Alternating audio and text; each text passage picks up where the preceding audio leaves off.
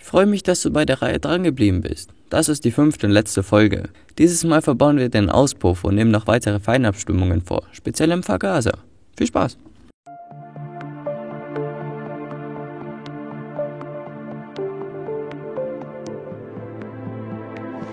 Das hier ist unser Zip Road Auspuff.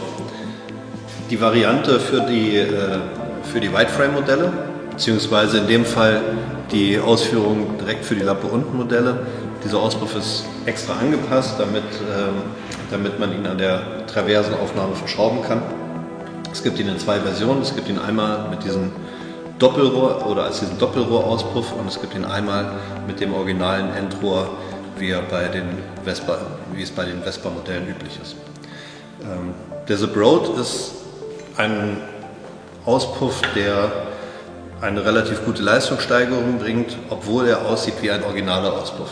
Also dieser Adapter ist beim Auspuff dabei und damit kann der normale PX-Auspuff an der Schwinge von den Wideframe-Modellen verschrauben.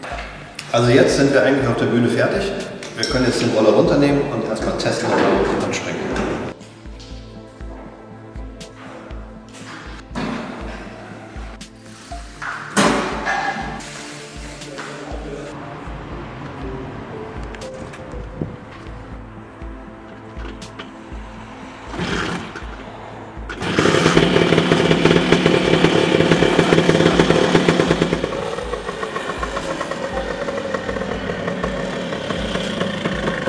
Zwei Kicks, das ist doch schon mal ganz geil. Und jetzt kommt halt ein bisschen Feinabstimmung dazu. Zündung absetzen. Ich habe schon Markierungen auf dem Vorrat gemacht. Also die soll auf 23 Grad geblitzt werden. Und da habe ich schon im Vorrat eine Markierung gemacht. Hier am Gehäuse ist auch eine Markierung. Und wenn das jetzt miteinander fluchtet beim Anblitzen, dann ist die Zündung am richtigen Zeitpunkt. Leider hat unser Vergaser beim ersten Versuch noch nicht optimal funktioniert. Die Gasannahme war nicht sonderlich gut und leider ist er auch übergelaufen. Das heißt, Sprit ist aus dieser Überlaufleitung gekommen. Was wir jetzt gemacht haben ist, wir haben den Vergaser ausgebaut und gereinigt, denn es haben sich in der Schwimmerkammer einige Schmutzpartikel befunden und die können sich zwischen die Schwimmernadel und den Sitz klemmen und dann wird der Vergaser undicht. Aber wir können die Gelegenheit gleich nutzen, auch noch zu erklären, welche Einstellungen am Vergaser wichtig sind. Und zwar sind da zuerst diese beiden Schrauben. Diese Schraube, also diese silberne, ist einfach die Standgasschraube.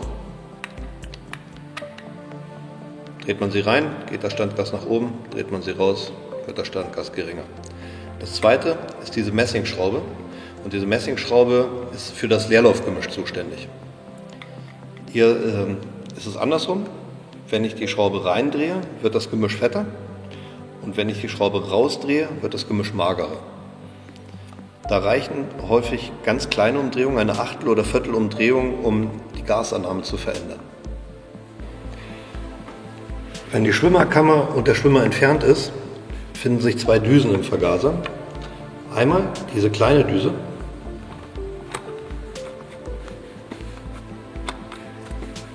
Das ist die Nebendüse. Die ist für den unteren Schieberbereich zuständig. In dem Fall besonders interessant, dieser CP23-Vergaser kommt voreingestellt für den Motor, für den Pinasco. Aber je nach Wettersituation und vor allem auch je nach Jahreszeitsituation kann es nötig werden, die Nebendüse zu verändern. Die zweite Düse ist die Hauptdüse. Die ist in der Mitte des Vergasers verschraubt. Und die Hauptdüse, damit passt ihr den Vergaser vor allem an den jeweiligen Zylinder an. Ob ihr einen Polini-Zylinder fahrt oder einen Grauguss-Zylinder. Genau, ihr passt damit einfach den Vergaser an den Zylinder an. In der Mitte des Vergasers findet ihr die Hauptdüse. Die Hauptdüse ist vor allem für den Volllastbereich ab 2/3 Gasstellung zuständig. Bevor wir nach dem Abstimmen den Vergaser wieder auf den Ansaugstutzen setzen, entfetten wir die ganze Sache mit Bremsenreiniger.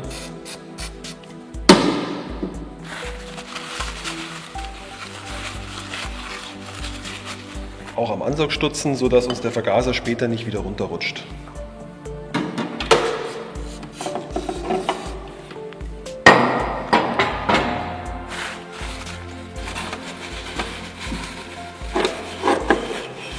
Zum Schluss, wenn alles läuft und der Vergaser auch richtig funktioniert, der Motor anspringt, dann muss natürlich noch die Zündung eingestellt werden auf den richtigen Wert an Vorzündung.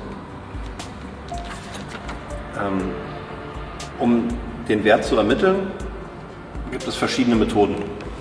Die einfachste, meiner Meinung nach, ist eine Umschlagsmessung und dann mit Hilfe einer Gradscheibe den Zündzeitpunkt am Polrad markieren.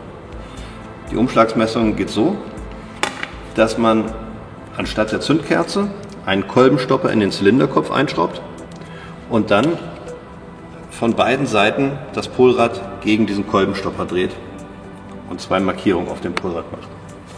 In diesem Fall war diese Markierung unsere Referenzmarkierung und diese Markierung und diese Markierung sind von der Umschlagsmessung.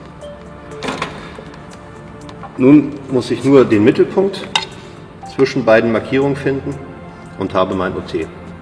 Das ist hier mit OT markiert. Und dann konnte ich mit Hilfe der Gradscheibe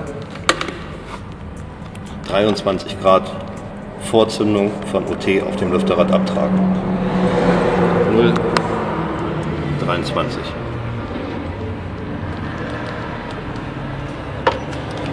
Jetzt habe ich eine Blitzpistole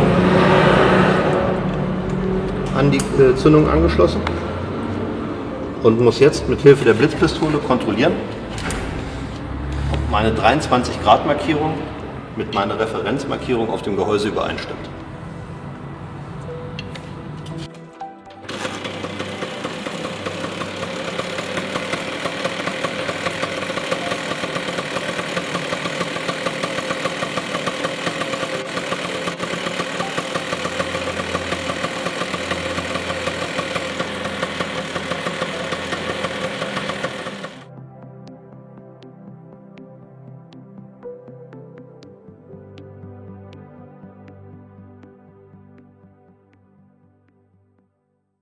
Das wär's dann. Wenn euch das Video gefallen hat, würden wir uns sehr über einen Daumen nach oben freuen. Und falls ihr noch mehr Videos dieser Art sehen wollt, vergesst nicht, diesen Kanal zu abonnieren und die Glocke zu drücken.